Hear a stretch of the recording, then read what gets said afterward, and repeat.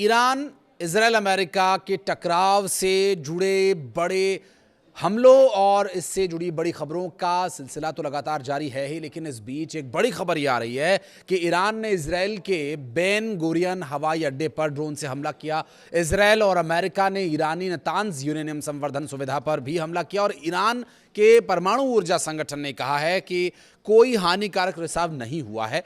तो ईरान युद्ध विराम नहीं बल्कि युद्ध पूर्ण, व्यापक और स्थायी अंत चाहता है युद्ध का, विदेश मंत्री अरागची का यह कहना है। दरअसल विदेश मंत्री अरागची ने जापानी क्योदो समाचार एजेंसी से कहा और इजरायली सेना ने लेबनान की राजधानी हिजबुल्लाह के ठिकानों पर भी हमले की पुष्टि की है।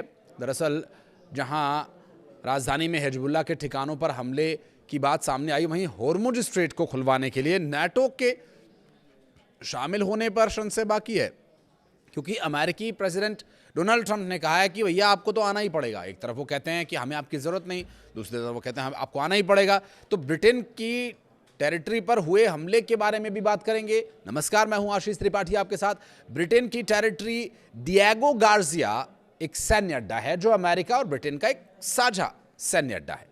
यहीं से B-2 बॉम्बर से लेकर पनडुब्बियां और दूसरे बड़े ऑपरेशंस अमेरिका संचालित करता। मतलब ये मान लीजिए कि एशिया पर नजर रखने के लिए, ऑपरेशंस को अंजाम देने के लिए अमेरिका का ये सबसे महफूज अड्डा है।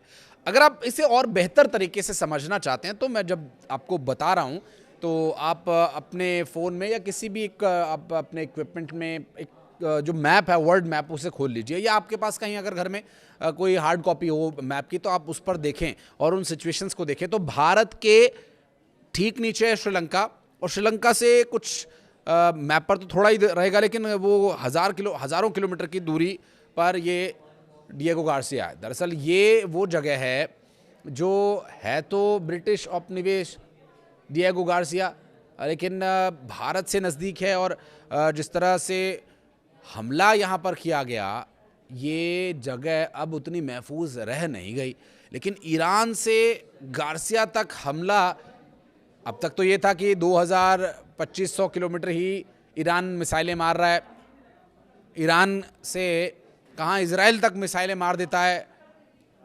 हालांकि वो इंटरसेप्ट हो जा रही हैं या रास्ते में किसी तकनीकी खराबी की वजह से अगर वो गिर जा रही हैं तो वो एक अलग बात है, लेकिन इस जगह पर टारगेट करके ईरान ने यहाँ मिसाइल दाग दी, एक बहुत बड़ी बात है। ईरान ने अमेरिका के आंख को जो हिंद महासागर में है वहाँ टारगेट किया। अब सवाल यह है कि ये कौन सी मिसाइल है जो इतनी दूर तक मार कर रही है, क्योंकि पहले माना यह जा रहा था कि ईरान के पास जो मिसाइल हैं वो 2500 किलोमीटर तक ही मार कर सकती हैं, लेकिन ये मिसाइल IRBM है, यानी इंटरमीडिएट रेंज बैलिस्टिक मिसाइल।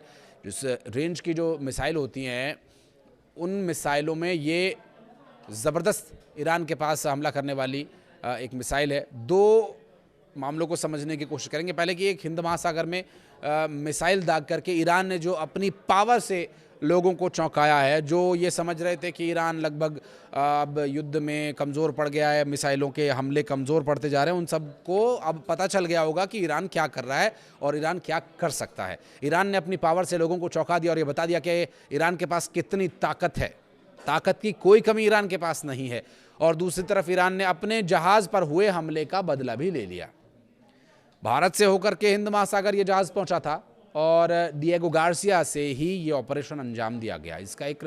इस बात का जिक्र ईरान के विदेश मंत्री अब्बास अरागची ने भी किया। तो वहीं ईरान के सुप्रीम लीडर मुज्तबा खामेनेई ने भी हाल ही में एक पोस्ट में इस बात का जिक्र करते हुए लिखा था कि ईरान के स्कूल को टारगेट करके बच्चियों की जान लेने का मामला हो या फिर निहत्थे नौजवान नौसैनिकों जो ईरानी नौसेना फ्रिगेट के हैं पर हमला किए जाने का मामला हो, हमारे सुप्रीम लीडर और कमांडर्स की जान लेना हो या ईरान, इन सब का बदला ज़रूर लेगा और ऐसे ही बदला लेगा। लेकिन ईरान के इसी हमले से अब एस्केलेशन बढ़ चुका है। हालांकि नाटो देश पहले ही होर्मुज के खिलाफ इस मामले को लेकर सामने आने से इनकार कर चुके हैं। ईरान के इस मिसाइली हमले ने यह बता दिया कि यूरोप भी ईरान के हमले के दायरे में आ चुका है। नाटो के देश बच नहीं पाएंगे अगर वो हामी भर देते हैं तो। उन्होंने हामी भरी नहीं है, लेकिन अगर हामी भरते हैं तो ईरान के पास इतनी दूर मार क्षमता वाली मिसाइलें हैं, यूरोप के कई देश टारगेट पर आ सकते हैं। इधर गल्फ कंट्री में खाड़ी क्षेत्र में तो जो आपने देखा तबाही जो मचाई ईरान ने, वो तो पूरी दुनिया जानती है। तेल का संकट, गैस का संकट एक अलग ही चुनौती बना हुआ है सभी देशों के लिए। ऐसे में नाटो क्या इस डर के चलते एस्केलेशन में शामिल होगा, ये भी एक अहम सवाल है। तो एक अखबार है जो वॉल स्ट्रीट जर्नल की रिपोर्ट बताती है कि जिन मिसाइलों को ईरान ने दागा वो टारगेट तक नहीं पहुंच पाई, एक इंटरसेप्ट हो गई और दूसरी खराबी के चलते रास्ते में ही ढह गई। लेकिन खतरा बढ़ गया है। ट्रंप ने हाल ही में कहा था कि नाटो देश कागजी शेर है, वो हमारे साथ न भी आते तो भी हम जीत जाएंगे। लेकिन इस परीक्षा में वो पूरी तरह से फेल हो चुके हैं। और डिएगो गार्सिया की इस घटना के बाद ट्रंप ने फिर से साफ कर दिया कि हॉर्मुज स्ट्रेट को खुलवाने के लिए नाटो को शामिल होना होगा। ट्रंप ने ये बात दोबारा क्यों कही, इसका मर्म इसी घटना में छिपा हुआ है। दरअसल ऐसे में एस्केलेशन बढ़ता है तो तीसरे विश्व युद्ध की तरफ कदम निश्चित ही बढ़ जाएगा। हालांकि अभी ताज़ा स्थिति की बात करें तो ईरान के साथ रूस और चीन अब खुल करके खड़े हैं। नॉर्थ कोरिया का जो रुख है वो भी अमेरिका के खिलाफ हमेशा से ही रहा है। आपको वो याद होगा ट्रंप का ट्वीट और फिर वहाँ के किम जोंग उन का ट्वीट। वो कहते हैं कि हमारी टेबल पर परमाणु हमले का बटन लगाए, तो वो कहते हैं कि हमारी टेबल पर भी लगा और तुमसे बड़ा लगा है। तो ईरान की तरफ झुकाव जाहिर है, किसी से छिपा नहीं है। जर्मनी से लेकर स्पेन, फ्रांस, ये सब भी घोषित रूप से नहीं लेकिन ईरान की तरफ ही हैं, क्योंकि उन्होंने कह दिया हम इस मैटर से दूर हैं भैया। उन्होंने हाथ खड़े कर दिए कि हमारा इसमें कोई लेना देना नहीं है, अमेरिका जो मर्जी कहता रहे। इजराइल और ब्रिटेन के साथ मिलकर के लड़ाई लड़ सकते हैं। और सबसे बड़ी बात गैस और तेल के संकट की बात है, जिसका असर पूरी दुनिया झेल रही है और इससे देखिए कोई बच नहीं पाएगा।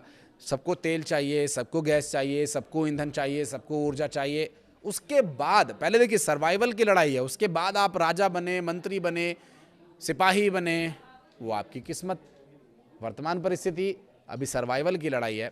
अमेरिका तो अपने आप को स्वघोषित राजा मानता ही है, लेकिन अगर तेल नहीं पहुंचा, गैस नहीं पहुंचा, रास्ता बंद हो गया, सप्लाई बंद हो गई, तो फिर राजा भी भूख से तड़प तड़प के मरेगा।